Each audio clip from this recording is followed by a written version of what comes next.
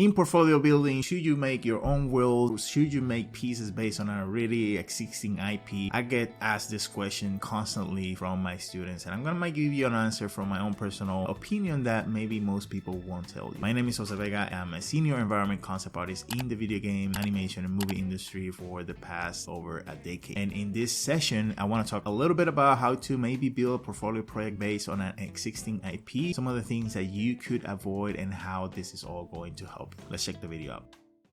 Can I ask you about what's your opinion on doing portfolio projects like exactly based on IP?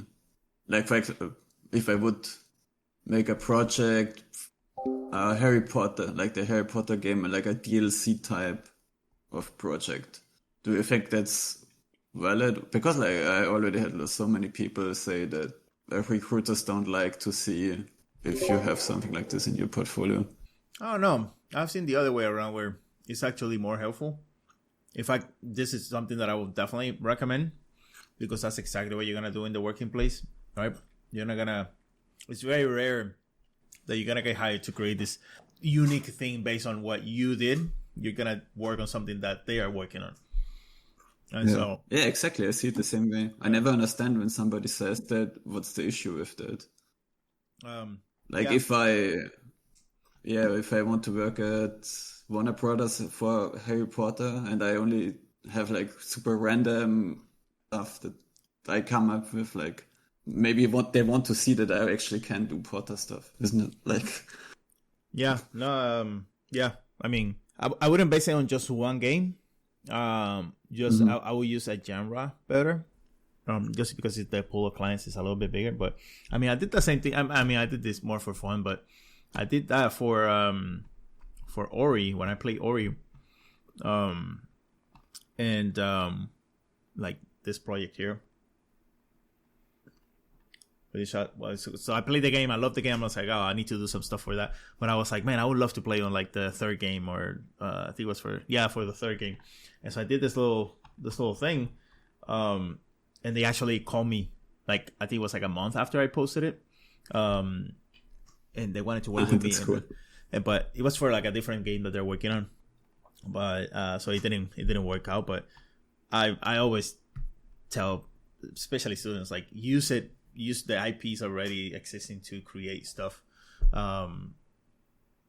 because one, it will give you structure, right? Give you a set of rules already set up. You don't have to come up with them, so it's a little bit easier.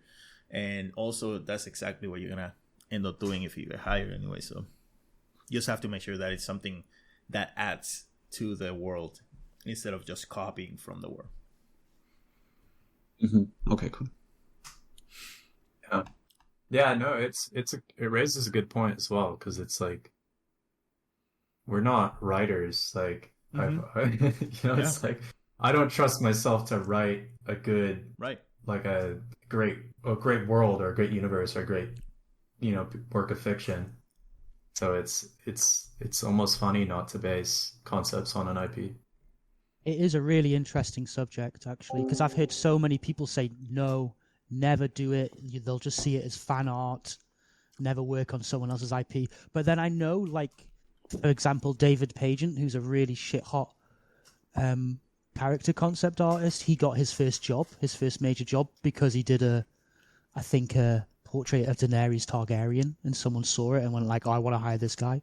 So yeah, it's like I was talking to students this weekend at a Lightbox, and there was a student that had on her portfolio, she had some backgrounds and stuff, and she also had color scripts.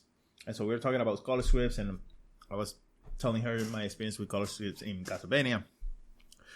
But I told her that she had like all these characters and stuff and shots and stuff on her color scripts that she was doing, and I told her that I would see it smarter if you actually approach a storyboard artist or an animatic artist that already has the shots, and you practice your color skills and color scripts on those shots already made, instead of trying to spend time and energy trying to come up with the characters, with the shots and all that.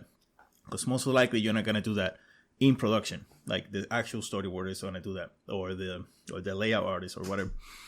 And so using that as an advantage for you to save time and actually focus on what you're going to work on, it's more efficient. Yeah, that's a really good piece of advice. I think Tom might have been talking about this before the meeting started, but like the 3D paradigm and concept art, and like it's almost a similar thing where it's like the focus on making 3D assets as a concept artist, kind of, it's like we're doing a different job entirely, and then it's easy to get lost in the sauce and like too into the 3D, like verging on 3D artist.